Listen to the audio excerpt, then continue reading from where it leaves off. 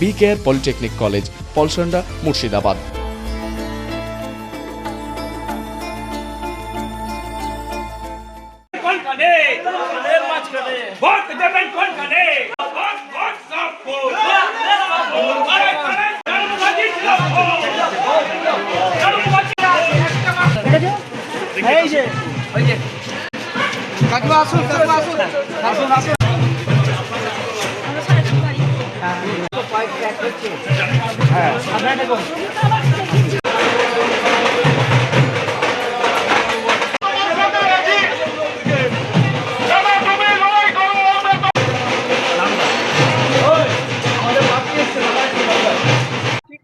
আজকে আমরা 5 নম্বর ওয়ার্ডে আমরা প্রচার শুরু করেছি।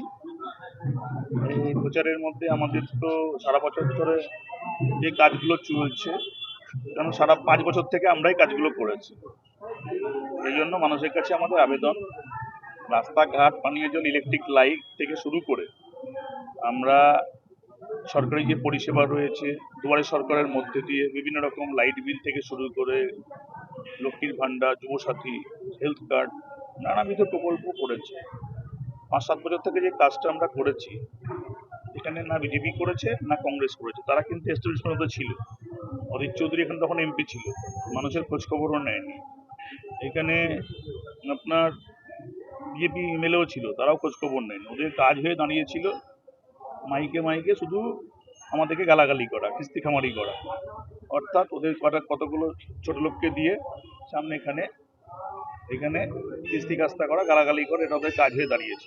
আর দাদা দাদা দাদা, ওই দাদা দাদা করে তো আর মানুষের পেটের ভাত তৈরি হবে না, দাদা দাদা করে মানুষের পরিষেবাও হবে না। ডেঙ্গু ম্যালেরিয়া থেকে আরম্ভ করে যাবতীয় পরিষেবার সঙ্গে বহরমপুর পৌরসভা জড়িয়ে রয়েছে।